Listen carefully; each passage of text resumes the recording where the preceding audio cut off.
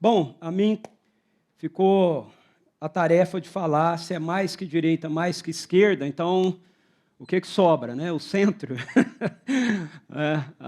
Nós entendemos que a solução aí é o reino, o que nós chamamos, ou o que a Bíblia chama de reino de Deus. Essa seria a solução para a gente. Quando nós falamos a respeito do reino como solução, a gente não está dizendo que você não possa ter uma preferência, ok? Político-partidária, né? Não significa que você não possa achar que a esquerda seria a sua melhor opção política ou a direita a sua melhor opção política, como foi pontuado já pelas duas falas, né, que me antecederam. Na verdade, a grande questão é que nós entendemos que nem a direita e nem a esquerda deve ser visto por nós enquanto estruturas políticas numa dimensão de salvação, numa dimensão de redenção, ok? Seja da nossa história, seja da história do nosso mundo. Nós entendemos isso porque, de acordo com aquilo que as Escrituras apresentam para nós, nós compreendemos que o reino de Deus é essa realidade. E nós vamos começar falando um pouco a respeito do que o reino de Deus não é, ok?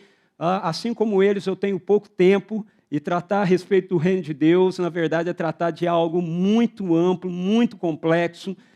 Eu não sei aqui quantos, né, de vocês têm uma noção teológica a respeito do reino de Deus, e se tem, qual a noção teológica que tem. Então, eu vou pontuar algumas coisas aqui, primeiramente, bem rapidamente. O que o reino não é? O reino de Deus não é um projeto político partidário alternativo à esquerda ou à direita, ok? Quando nós falamos de reino de Deus, nós não estamos falando a respeito de uma alternativa política para esse mundo, ok? Nós não estamos falando a respeito de, como às vezes a gente ouve por aí, a fundação de um novo partido, e esse partido deve ser um partido formado apenas por cristãos, com valores que sejam estabelecidos pela igreja e que devam, então, ser apresentados ou mesmo impostos, ok, a toda a sociedade. O reino de Deus não é isso. O reino de Deus também não é uma realidade espiritual desligada da concretude histórica. Se, por um lado, o reino de Deus não é uma perspectiva política, partidária, por outro lado, ele também não é uma realidade que tem a ver apenas com a dimensão espiritual, ok? Terceiro, o reino de Deus não é uma esperança de um tempo futuro onde a igreja ou Israel, isso depende da sua linha teológica, ok? Vai governar sobre a terra. Então, algumas pessoas entendem que o reino de Deus é uma realidade futura que vai acontecer nesse nosso planeta, onde, nesse período, a igreja vai estar reinando, vai estar governando o mundo, ou então Israel vai estar governando o mundo ao longo de um período que, geralmente, o pessoal fala a respeito de 1000 anos, ok? E o reino de Deus também não é uma proposta de vida para um segmento religioso. Esse talvez seja um dos argumentos mais fortes que tem estado presente hoje em dia no discurso de pessoas fora, não é, da igreja, e às vezes até mesmo no discurso dentro da igreja, não é, sem a gente perceber, mas é aquela ideia de que Deus, o reino de Deus, o evangelho, as coisas de Deus, as coisas relacionadas à realidade daquilo que as Escrituras nos dizem, são importantes, têm o seu lugar, mas tem a ver com a fé privada de cada um. Tem a ver com o nosso mundo privado. Não é uma realidade pública, não é uma realidade para você levar para o mercado, não é uma realidade para você levar para a universidade, para a escola. Isso cada um tem o direito de ter a sua fé, cada um deve pensar na sua fé a partir da sua própria experiência, e a gente tem que respeitar a fé do outro. Então a gente não pode ficar falando desse negócio de reino de Deus e do evangelho e propondo que o reino seja solução para nada, porque isso tem a ver com a sua vida enquanto uma pessoa religiosa, não tem a ver com a sua vida enquanto um cidadão, ok, da vida pública, da vida comum. Então, nenhuma dessas realidades aqui tem a ver com o reino de Deus, certo? Se o reino de Deus não é nenhuma dessas coisas, então como é que nós podemos definir o reino?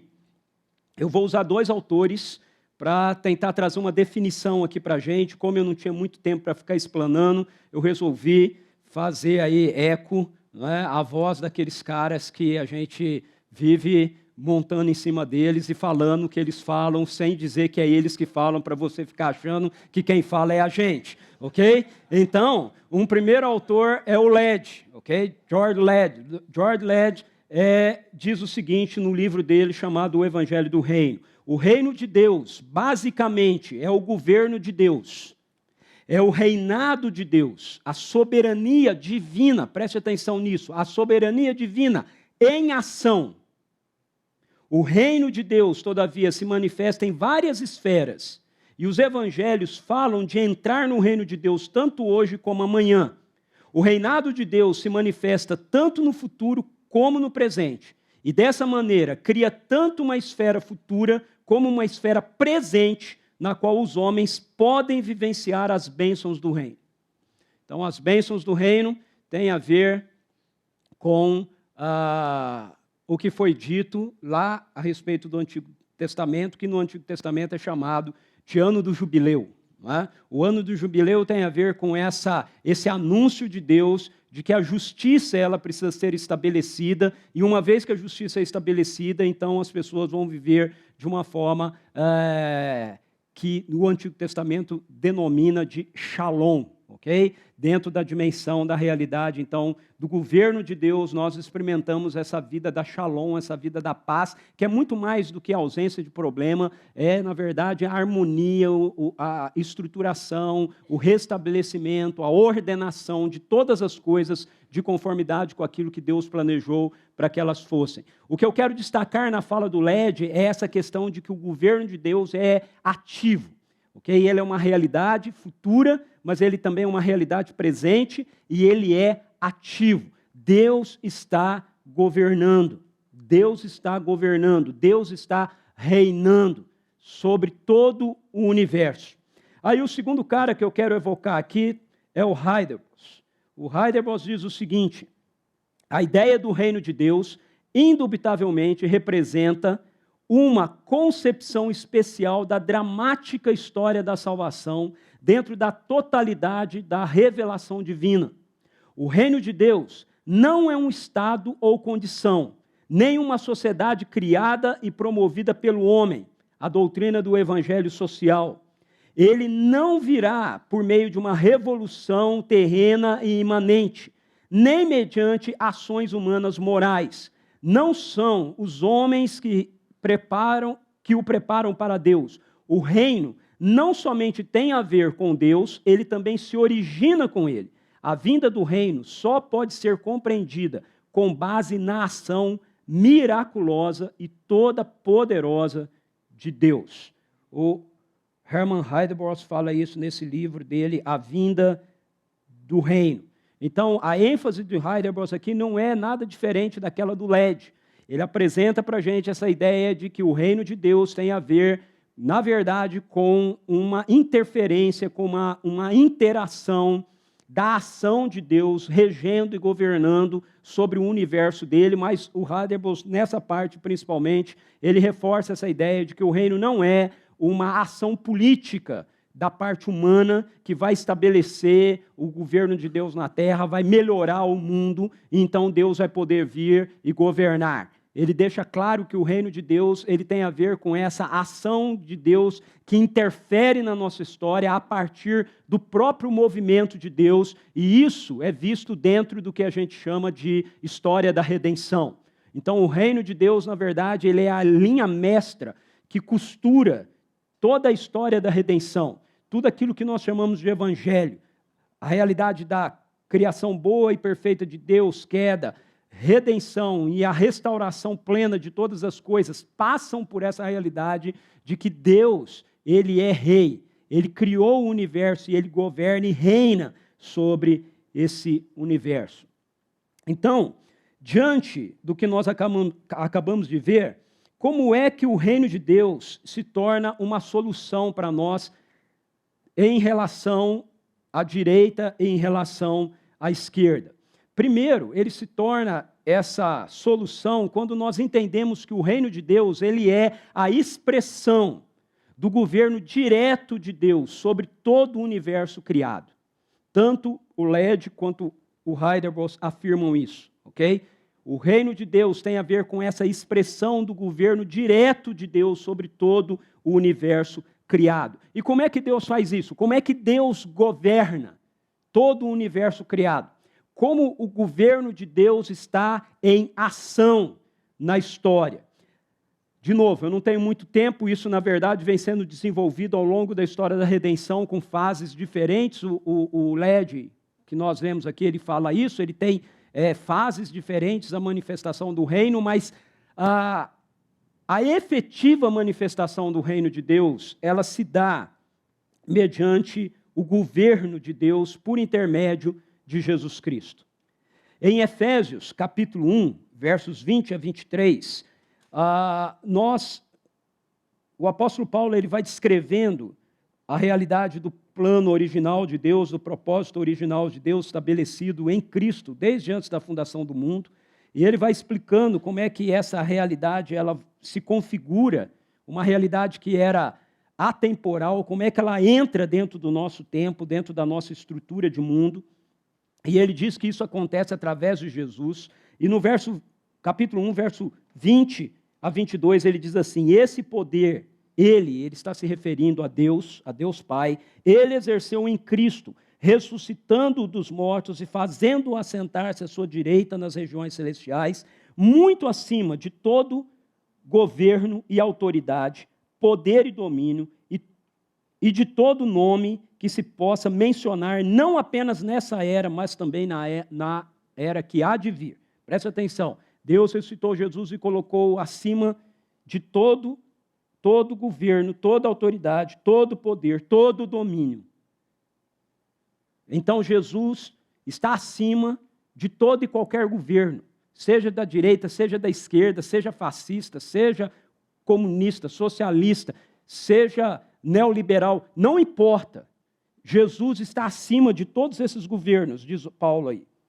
Está acima de todo domínio, e não apenas nessa era, mas também na era que há de vir. E aí ele diz assim, Deus colocou todas as coisas debaixo dos seus pés e o designou cabeça de todas as coisas para a igreja, que é o seu corpo, a plenitude daquele que enche todas as coisas em toda e qualquer circunstância.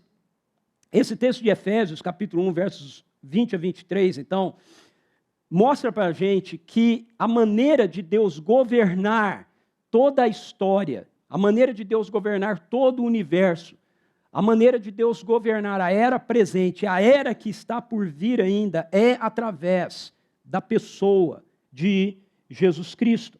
Ele mostra que através de Jesus Cristo, o governo de Deus foi restabelecido sobre todas as coisas. Então, Cristo que é ressuscitado dos mortos, ele não vai apenas para o céu para ficar lá do lado direito de Deus Pai, como a gente aprende, intercedendo por nós. Sim, ele faz isso, mas ele está fazendo mais do que isso. Ele já está reinando, governando sobre todas as coisas. Ele tem senhorio de direito sobre tudo que está criado. Paulo nos diz num outro texto dele, em Colossenses capítulo 1, que todas as coisas criadas foram criadas em Cristo e foram criadas por causa dele e foram colocadas debaixo, então, dos pés dele, debaixo do governo dele. Deus não é, então, a partir dessa colocação, um Deus privado. Deus não é o Deus da nossa fé. Deus não é o Deus da igreja evangélica. Deus não é o Deus dos cristãos. Deus é Deus, Senhor sobre todas as coisas. E Ele precisa ser visto e Ele precisa ser reconhecido por todos os povos como um único e verdadeiro Deus. Deus não é propriedade da igreja. E Deus, consequentemente, não é propriedade de um partido. Deus domina sobre a história. Tudo foi restabelecido por Ele. A Bíblia não contém uma mensagem, portanto, e aqui eu tenho que ser bastante cuidadoso para ninguém depois falar que eu estou falando heresia, Mas a Bíblia não contém meramente uma mensagem privada da salvação pessoal. Ok? A mensagem da Bíblia não é só sobre eu ou você, pessoalmente, individualmente, aceitarmos a Jesus como Senhor e Salvador da nossa vida, para que a gente seja salvo, e então a gente tenha a nossa eternidade garantida, a gente não vai mais para o inferno, a gente vai para o céu, e a gente vive feliz, louvando a Deus, glória a Jesus, amém, aleluia. Ok? Enquanto a gente está aqui. Veja, o chamado do Evangelho do Reino, ele é um chamado que implica que Deus domina sobre todos os lugares. É um chamado que requer que cada pessoa, em cada nação, em cada cultura, em cada realidade, reconheça que há um Deus que governa sobre a criação. E que, se Ele é esse Deus que governa sobre toda a criação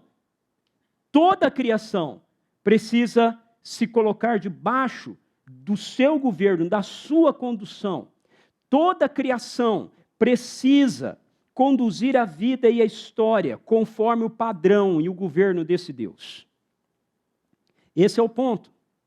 Então, a primeira perspectiva aqui mostra para a gente que o reino de Deus é solução para nós, porque o reino não está, a mensagem do Evangelho do Reino não é apenas chamar as pessoas para um arrependimento pessoal e para que elas venham, então, a fazer parte da igreja evangélica. A mensagem do reino, ela é uma mensagem que confronta a realidade do nosso mundo, dizendo, ei, mesmo que você não se renda ao governo de Jesus, no sentido de aceitá-lo como seu salvador pessoal, você precisa entender que existe um Deus que está governando todas as coisas, logo, você precisa viver de acordo com a agenda do governo dele. Então, a mensagem do Evangelho do Reino é uma mensagem, queridos, confrontadora. Porque o chamado do Evangelho do Reino não é um chamado para segmentos, ok? Mais particularmente o segmento evangélico.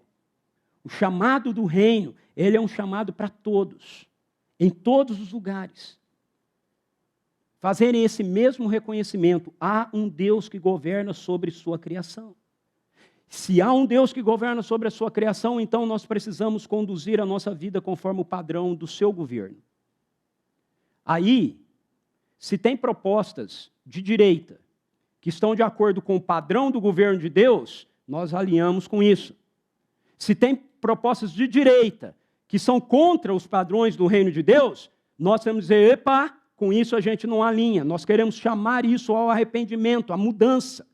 A mesma coisa acontece com a esquerda. Se há padrões na esquerda que estão de acordo, estão alinhados com o governo de Deus, beleza, eles são bem-vindos. Mas aquilo que não está alinhado com o governo de Deus, nós temos que dizer, opa, com isso nós não concordamos, precisa haver arrependimento, precisa haver mudança. Eu quero te dar um exemplo de como isso funcionou. Vou passar bem rapidamente, mas como isso funcionou no Novo Testamento, ok? Marcos capítulo 1, versículo 1, é o Evangelho de Marcos. Ele começa assim, princípio do Evangelho de Jesus Cristo, Filho de Deus.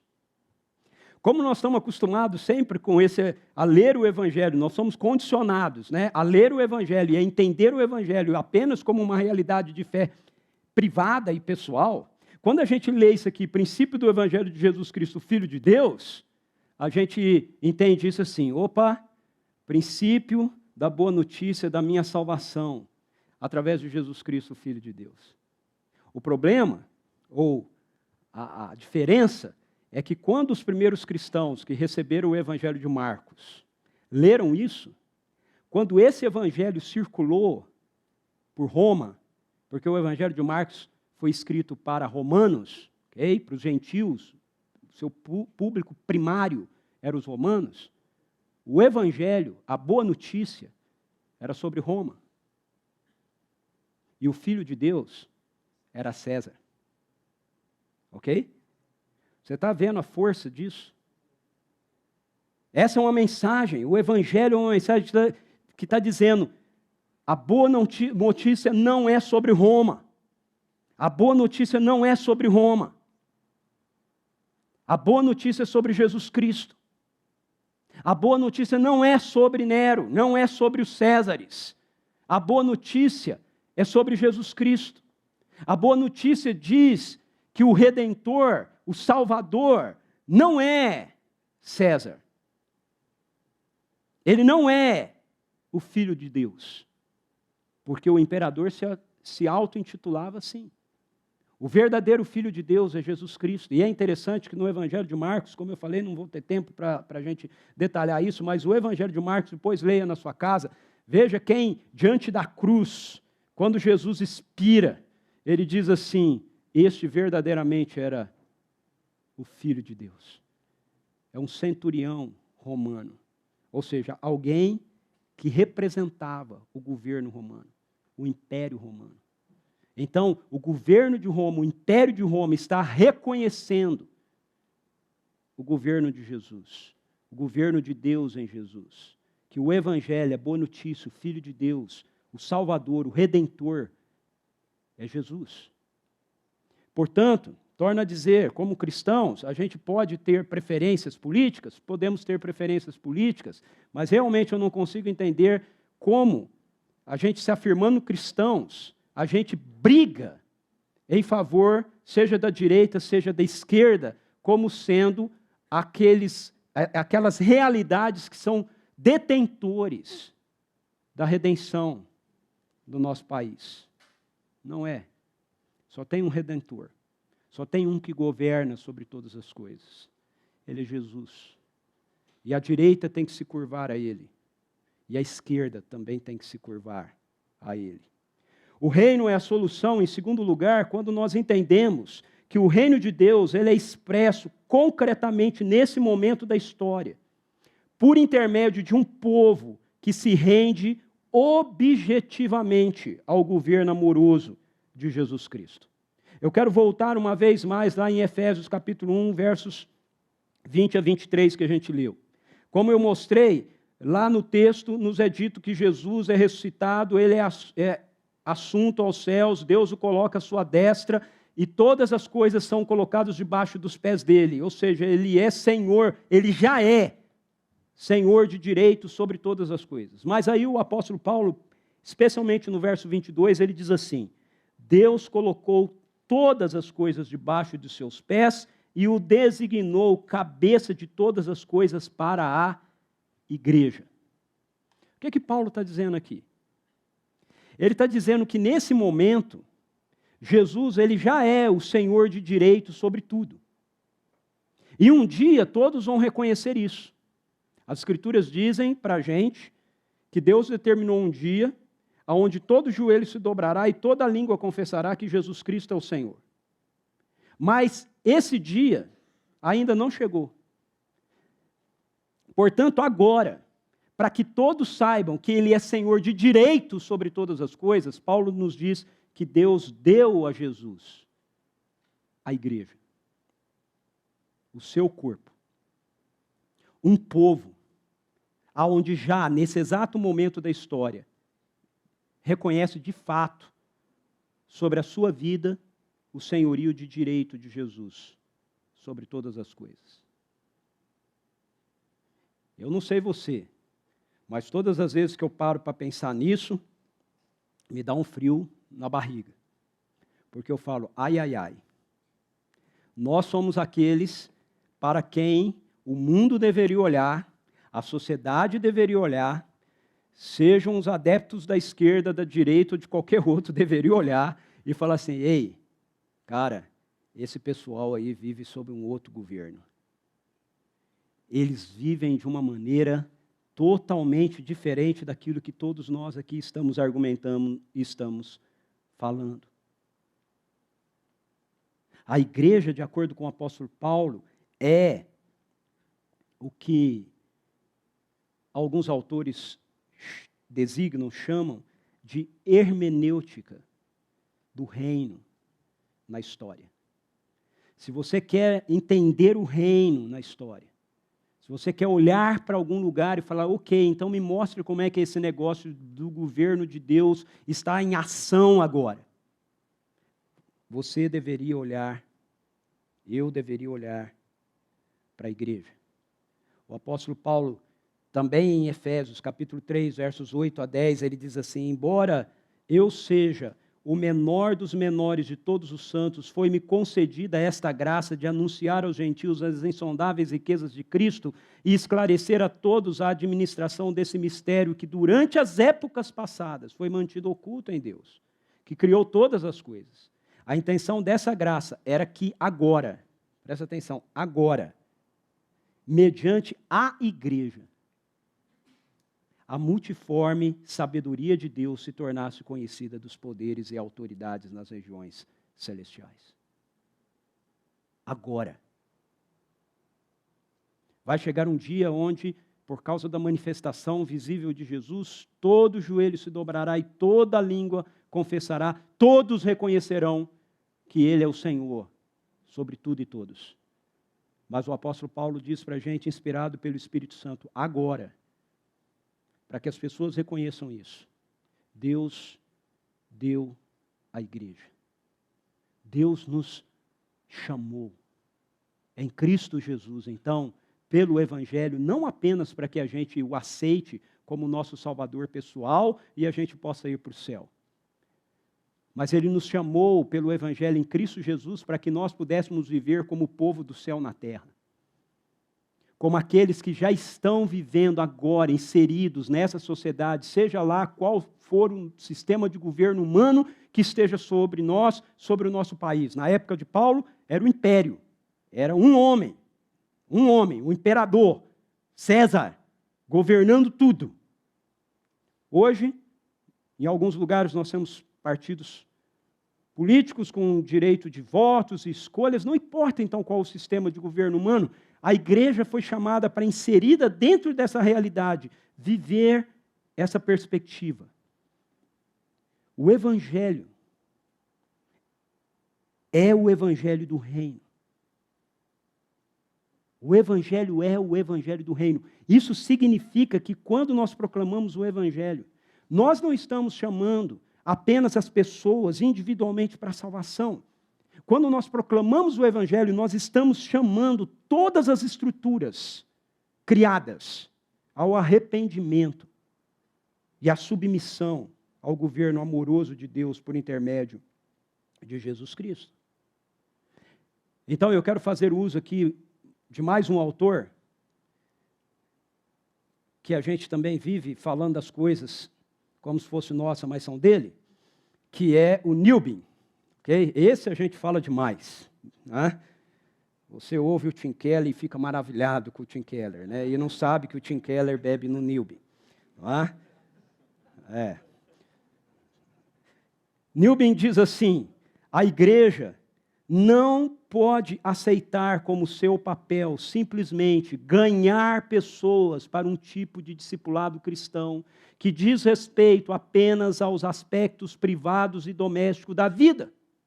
A esquerda, o Estado, né, quer que a igreja esteja alinhado com ele. O Estado não tem nenhum problema com a igreja, desde que a igreja cumpra o seu papel, mostrar para as pessoas que a fé é do ambiente privado, você cuida da sua espiritualidade com Deus e você não interfere naquilo que está acontecendo na sociedade.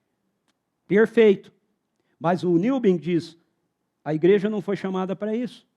Para ser fiel a uma mensagem que diz respeito ao reino de Deus, seu domínio sobre todas as coisas e todos os povos, a igreja tem de reivindicar a posição elevada da verdade pública.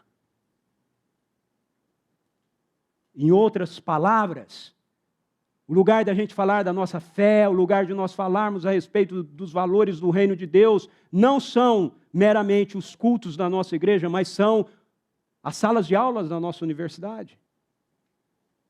São os mercados da nossa cidade. São nas relações que a gente tem diariamente. A gente tem que dizer, não, com isso da direita eu concordo porque eu vivo debaixo do governo de Jesus e ele diz que é assim.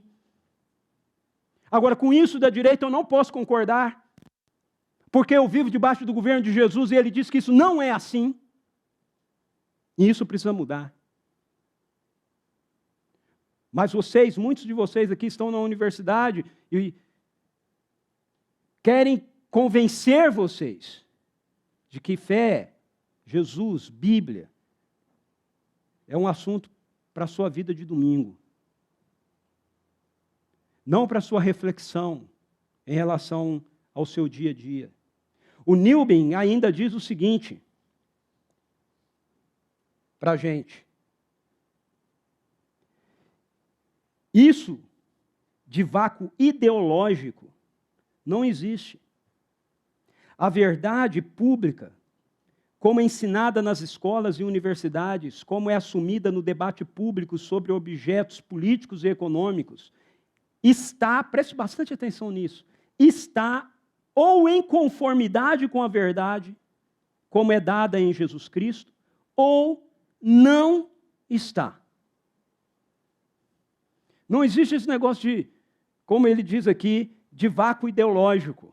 Okay? Não, a fé cristã, ela é vivida num vácuo ideológico. A gente não tem ideologia. Isso que está se tratando não tem nada a ver com a questão de religião, com Deus.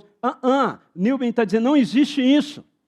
A questão é a seguinte, a igreja tem que entender que se Jesus é a verdade, então as coisas estão de acordo com aquilo que ele disse é a verdade, ou as coisas não estão de acordo com aquilo que ele diz que é a verdade. E se não está de acordo, então nós temos a obrigação de chamar ao arrependimento e à fé submissa ao governo de Jesus Cristo. E demonstrar como isso é através do nosso estilo de vida como povo do reino. A gente tem que dizer, isso não é para ser vivido assim, e as pessoas precisam dizer assim, tá, se não é para ser vivido assim, é para ser vivido como? Aí a gente tem que dizer, olhe para a gente. Por isso que eu disse que dá frio na barriga. Olhe para a igreja. Olhe para a gente. Veja como nós gastamos o dinheiro. É assim que a gente tem que viver.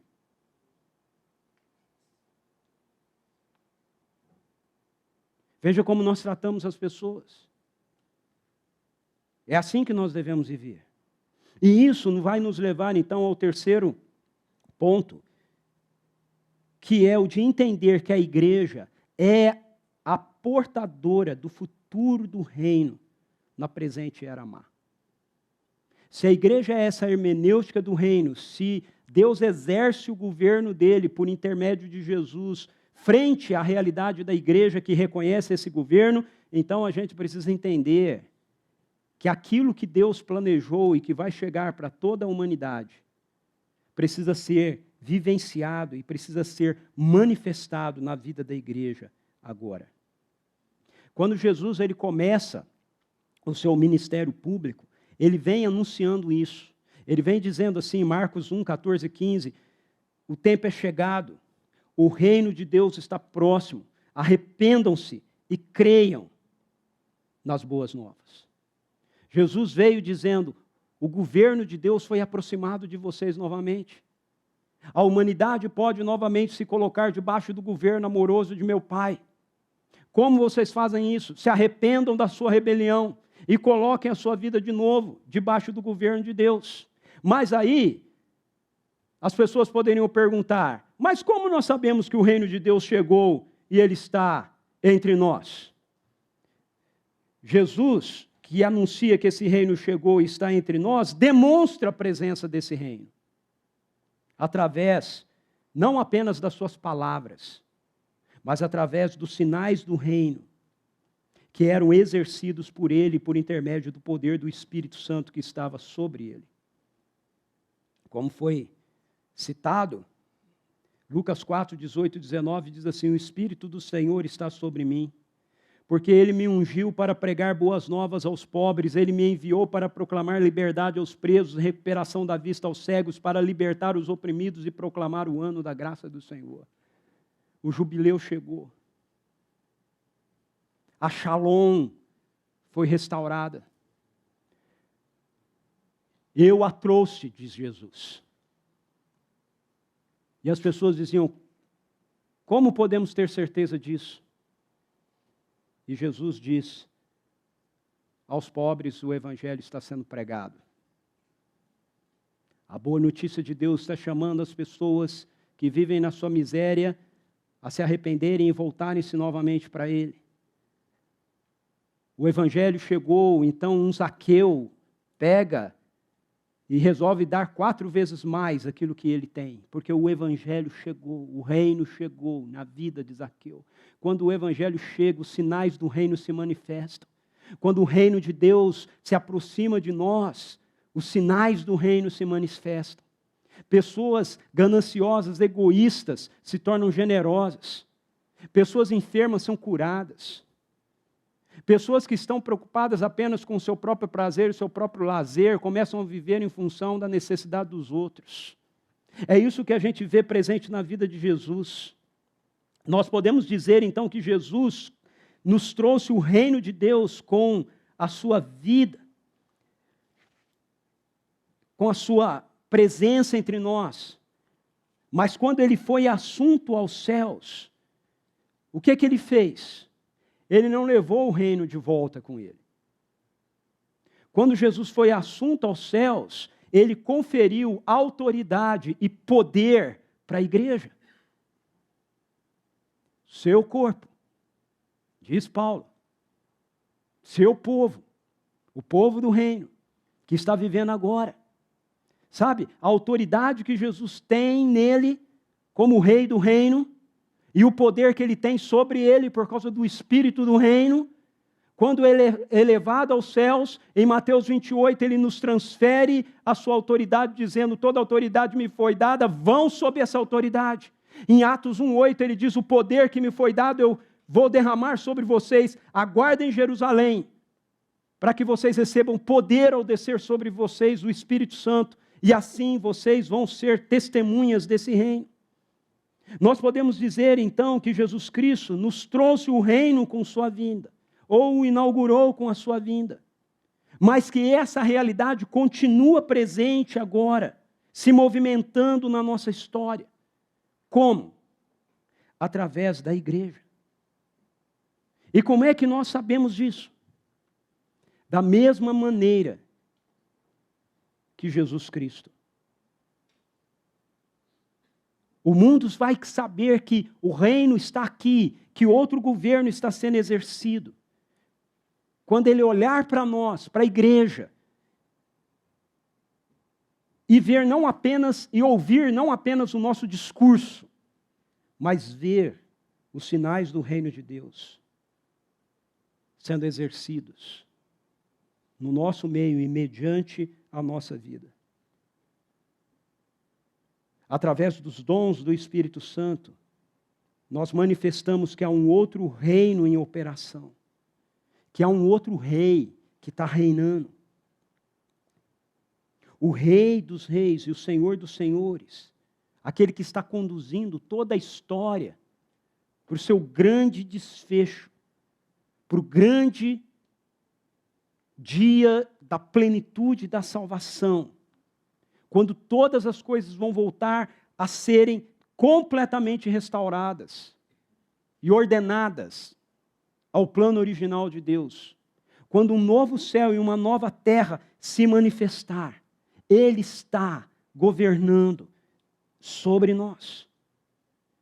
Em outras palavras, a igreja demonstra que há um futuro que está vindo ao encontro do presente. E a evidência disso é que nós temos a presença e o poder do Espírito desse reino, do Espírito Santo de Deus, conosco. O poder futuro do reino está significativamente entre nós, através da presença do Espírito Santo de Deus, através da atuação dos seus feitos por intermédio da igreja. A criação fica sabendo disso. Paulo nos diz em Romanos 8, 23, e não só isso, mas nós mesmos que temos os primeiros frutos do Espírito, gememos interiormente, esperando ansiosamente nossa adoção como filhos, a redenção do nosso corpo. Vejam, na maioria das vezes a gente pega esse texto e a gente pega a última parte, que nós estamos aqui nesse mundo sofrendo, esperando a redenção do nosso corpo, mas Paulo fala assim, nós já temos os primeiros frutos do Espírito.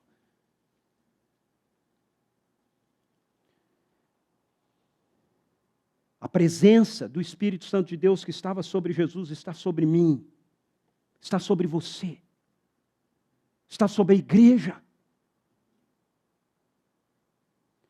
Nós podemos sim ter ações e articulações em conjunto,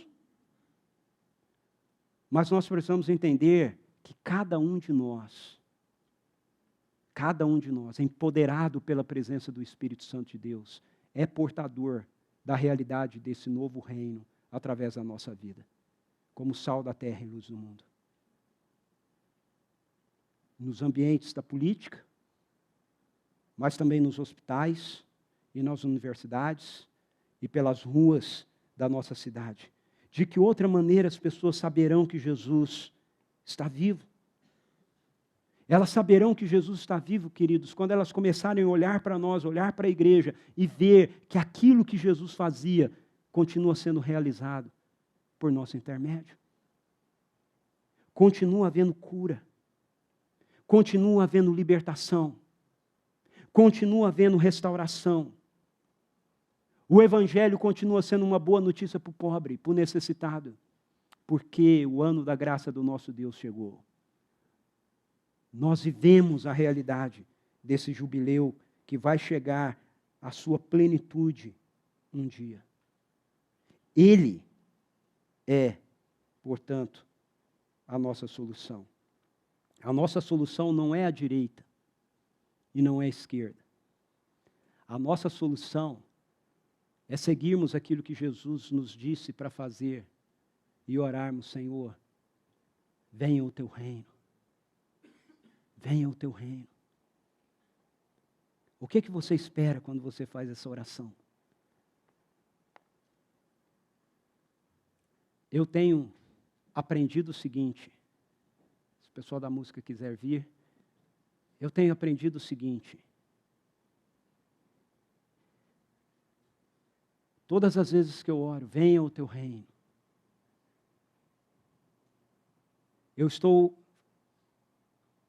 pedindo para Deus trazer o governo pleno dele, mais do governo pleno dele, para o meio da nossa história. E Deus responde essa oração de duas maneiras. A primeira é aquela que a maioria de nós fica esperando: o retorno de Jesus, a segunda vinda de Jesus. Vai trazer a plenitude do reino. Mas há uma outra maneira que Deus responde essa oração. A outra maneira que Deus responde essa oração, quando a gente diz: Senhor, venha o teu reino. Enquanto Ele não nos envia a segunda pessoa da Trindade, é que Ele nos envia a terceira pessoa da Trindade. Todas as vezes que eu me ajoelho e digo: Senhor, venha o teu reino, e os céus não se abrem com a segunda vinda de Jesus, Deus diz para mim: ok, Ricardo, eu vou derramar um pouco mais do meu Espírito sobre você. E Ele me traz um pouco mais do reino, que vai chegar na sua plenitude, mas que já está chegando agora de forma significativa sobre mim. E sabe o que eu faço? Eu saio pelas ruas da cidade e eu toco em pessoas. Não me importa se é da direita ou da esquerda, eu toco nelas, como uma das músicas que nós cantamos aqui. Porque as minhas mãos são as mãos de Jesus. Eu as amo. Porque o meu amor é o amor de Jesus por elas. Quando eu encontro uma pessoa enferma, eu oro para que ela seja curada. E muitas vezes Deus as cura. Porque o poder de Jesus, o poder do Espírito de Jesus está vivendo em mim. E Ele está vivendo em você. Esse é o reino de Deus entre nós. E é isso que a gente precisa levar. Não um discurso ideológico, não uma briga ferrenha uns contra os outros, quer sejamos da direita, quer sejamos da esquerda. Porque seja você da direita ou da esquerda, ou seja você de qualquer outro ou de nenhum, há mais do que a direita e mais do que a esquerda na vida de cada seguidor de Jesus. Ao seu reino. Eu quero terminar a minha fala orando com você também, como fizeram meus amigos aqui. Mas eu quero convidar você a ficar em pé. E eu quero convidar você a orar assim, a dizer: Senhor, traz teu reino sobre mim. Venha o teu reino, Senhor, sobre mim. Dá-me do teu Espírito, do Espírito de Jesus.